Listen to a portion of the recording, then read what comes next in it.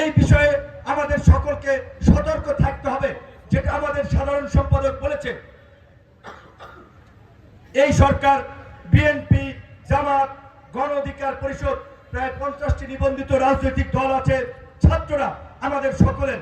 আমরা যখন নির্বাচন চাবো তখনই নির্বাচন হবে। প্রধান উপদেষ্টা ইতিমধ্যেই একটি নির্বাচনের সম্ভাব্য ডেট দিয়েছে, ডিসেম্বর অথবা জুন মাসে। আশা করি নির্ধারিত সময়ের মধ্যেই নির্বাচন হবে। অযথা নির্বাচন আগে না সংস্কার আগে, সংস্কার আগে না নির্বাচন পরে, এই বিতর্কের তো দরকার নাই।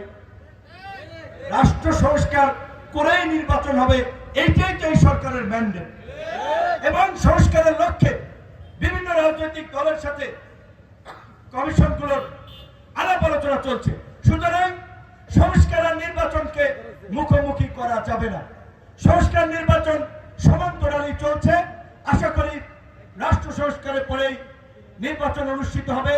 এই সিংগাইর তথা মানিকগঞ্জের প্রত্যেকটি আসন, এই বিষয়ে আমাদের সকলকে সতর্ক থাকতে হবে। যেটা আমাদের সাধারণ সম্পাদক বলেছে, এই সরকার বিএনপি, জামাত, গণ অধিকার পরিষদ, প্রায় 50টি নিবন্ধিত রাজনৈতিক দল আছে, ছাত্ররা আমাদের সকলের। আমরা যখন নির্বাচন চাবো তখনই নির্বাচন হবে।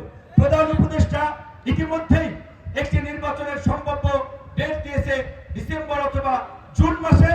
আশা করি নির্ধারিত সময়ের মধ্যেই নির্বাচন হবে। অযথা নির্বাচন আগে না সংস্কার আগে, সংস্কার আগে না নির্বাচন পরে, এই বিতর্কের তো দরকার নাই। রাষ্ট্র সংস্কার করেই নির্বাচন হবে, এইটাই তো এই সরকারের ম্যান্ডেট। এবং সংস্কারের লক্ষ্যে বিভিন্ন রাজনৈতিক দলের সাথে কমিশনগুলোর আলাপ আলোচনা চলছে। সুতরাং সংস্কার আর নির্বাচনকে মুখোমুখি করা যাবে না। সংস্কার নির্বাচন সমান্তরালই চলছে। আশা করি রাষ্ট্র সংস্কারের পরেই নির্বাচন অনুষ্ঠিত হবে। এই সিংগাইর তথা মানিকগঞ্জের প্রত্যেকটি আসন